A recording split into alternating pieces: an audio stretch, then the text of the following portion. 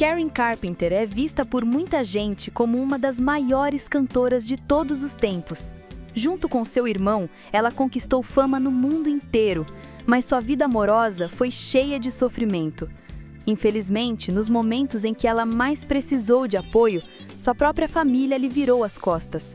Ela morreu muito jovem e em situações estranhas, mas sua música será lembrada para sempre.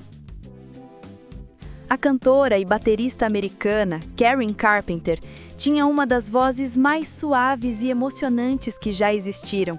Ela formou a dupla The Carpenters com seu irmão, Richard, e marcou a década de 70 com um estilo de pop leve. Suas músicas, como Close to You e We've Only Just Begun, pareciam tocar diretamente o coração das pessoas. Eles fizeram um sucesso estrondoso, mas por trás daquela voz perfeita, existia uma jovem sofrendo muito, que não encontrava amparo nem nas pessoas que mais amava. Nascida em Connecticut, nos Estados Unidos, Karen se envolveu com música desde cedo. Ela entrou para a banda da escola, a princípio só para escapar das aulas de ginástica, mas logo mostrou entusiasmo e muito talento para a bateria. Aos 13 anos, já morando na Califórnia, criou um trio feminino chamado 2+2, com duas amigas. O grupo acabou quando Karen sugeriu incluir seu irmão, Richard, que era 3 anos mais velho e tocava piano muito bem. Assim, ela formou um novo trio, o Richard Carpenter Trio, com um irmão e um baixista. Eles tinham muita sintonia e até venceram um concurso cujo prêmio era um contrato com a gravadora RCA Records. No entanto, o disco foi cancelado antes mesmo de ser lançado. Em 1966, com apenas 16 anos, Karen já impressionava tanto na bateria, que tocava o tempo todo, quanto no vocal. Ela gravou algumas faixas com Richard nos teclados, e o grupo fez apenas 500 cópias desse material. Por sorte, uma dessas cópias chegou às mãos do diretor da A&M Records. 3 anos depois, os Carpenters assinaram um contrato com essa gravadora. O primeiro álbum da banda, chamado Offering, depois renomeado para Ticket to Ride, foi lançado com Karen cantando a maioria das músicas, enquanto tocava bateria. O irmão escreveu 10 das 13 faixas e cantou em 5 delas. Mas o verdadeiro estrelato veio no álbum seguinte, em 1970. Os sucessos Close to You e We've Only Just Begun chegaram ao 1º e 2º lugar nas paradas americanas. Nessa época, convenceram Karen a largar a bateria e assumir o microfone na frente do palco.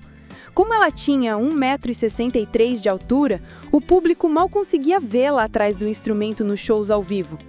Mesmo insegura e se vendo apenas como uma baterista que cantava, ela fez muito sucesso e foi aclamada como cantora, tornando-se o foco principal dos discos e apresentações.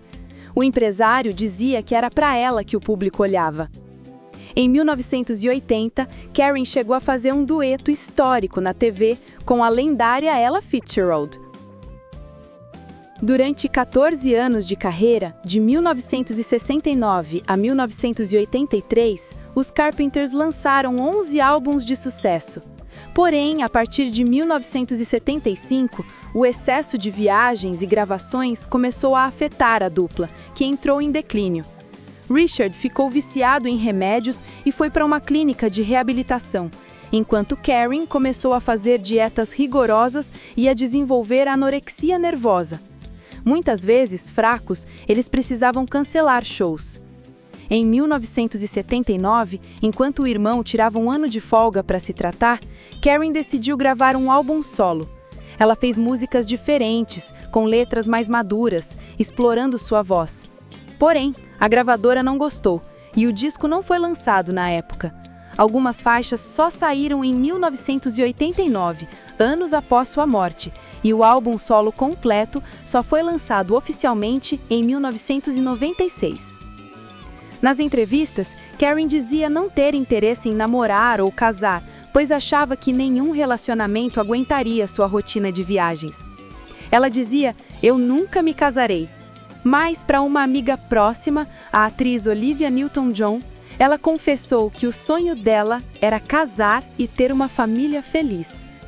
Ela realizou esse sonho com Thomas James Burris, um corretor de imóveis 9 anos mais velho, divorciado e com um filho de 18 anos.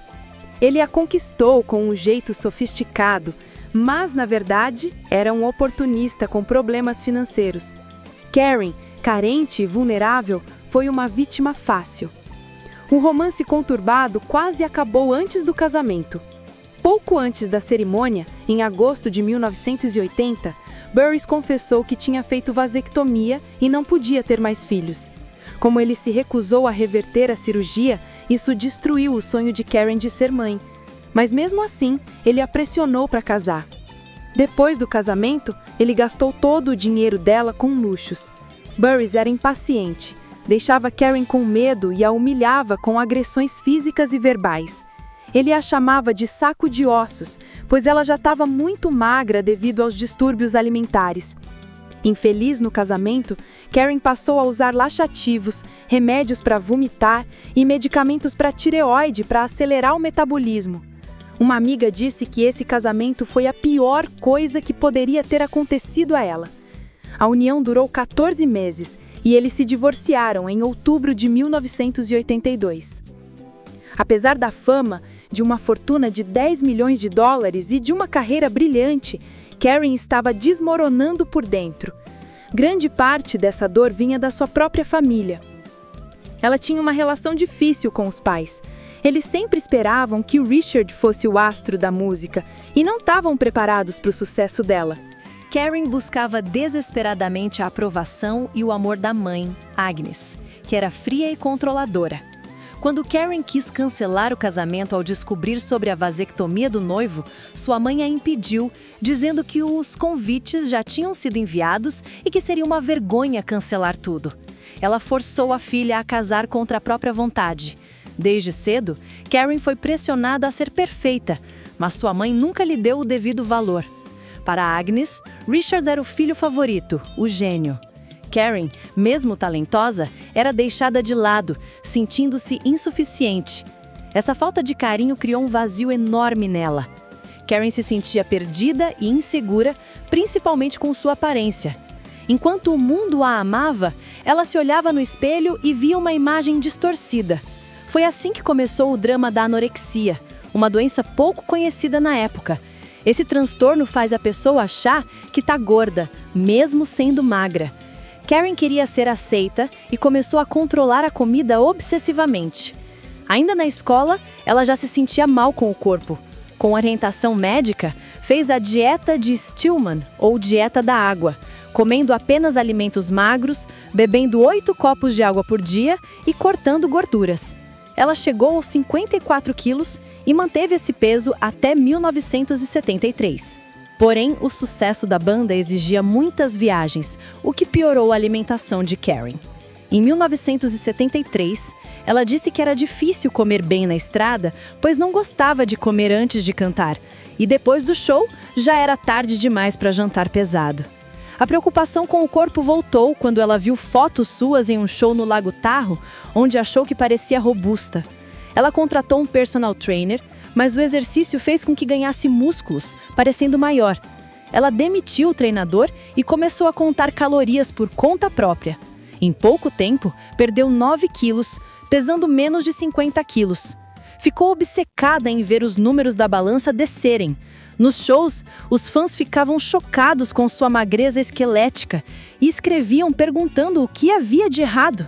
Em setembro de 1975, ela pesava apenas 41 quilos. O mais triste é que, mesmo visivelmente doente, as pessoas ao redor, incluindo a família, não sabiam como ajudar. Ela se sentia traída e sozinha, lutando contra um monstro invisível que destruía sua saúde. Quando Karen chegou a pouco mais de 40 quilos, Richard e amigos começaram a se preocupar. Notaram que ela recusava comida ou oferecia o que estava no seu prato para os outros. Mesmo quando comia, usava laxantes ou provocava vômito. Essa condição, a bulimia, assim como a anorexia, era quase desconhecida na época. Suas roupas de show tiveram que ser ajustadas para esconder a magreza. Ficou tão grave que ela precisava deitar-se nos intervalos das apresentações. Mesmo assim, ela continuava cantando tão bem quanto sempre. lembrou o irmão em 2021. Cerca de um ano antes de morrer, em janeiro de 1982, Karen admitiu que tinha um problema e buscou tratamento, achando que resolveria rápido. No entanto, o uso compulsivo de remédios aumentou. Um livro sobre ela relata que ela chegava a tomar mais de 90 comprimidos de laxante de uma vez, além de remédios para tireoide. Em setembro de 1982, foi internado no Hospital Lenox Hill, em Nova York, com tonturas e arritmia cardíaca. Lá, pesou seu mínimo histórico, inacreditáveis 31 quilos. Desidratada, recebeu nutrição pela veia e ganhou peso rápido, mas isso sobrecarregou seu coração, que já estava fraco. Durante a terapia, o médico pediu à família que dissesse a Karen que a amava, pois isso era crucial para a recuperação. O pai e o irmão disseram, mas a mãe, de quem Karen mais queria ouvir isso, se recusou a dizer palavras carinhosas e ainda brigou com o terapeuta, mostrando uma frieza enorme. Em janeiro de 1983, Karen fez sua última aparição pública em um evento do Grammy. Parecia frágil, mas animada. Em fevereiro, encontrou o irmão pela última vez para discutir planos da dupla. 3 dias depois, em 4 de fevereiro, na casa dos pais, na Califórnia, ela desmaiou no quarto e foi encontrada morta pela mãe. Era o fim dos Carpenters. A autópsia mostrou que não havia drogas ilegais no corpo, mas sim uma grande quantidade de xarope de IPK, feito de uma planta brasileira que induz o vômito. O açúcar no sangue dela estava 10 vezes acima do normal. Karen morreu aos 32 anos, pesando cerca de 31 quilos, peso crítico registrado durante a doença, vítima de uma parada cardíaca causada pelas complicações da anorexia. O mundo perdeu uma voz linda.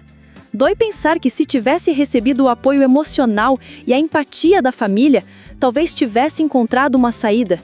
A falta de amor a deixou vulnerável à doença. Apesar de tudo, Karen Carpenter deixou um legado imortal. Sua voz continua a emocionar. É impossível ouvir suas músicas sem lembrar da fragilidade daquela mulher que parecia ter tudo, mas estava sozinha. Ela pode ter sido traída por quem deveria protegê-la, mas seu talento jamais será esquecido.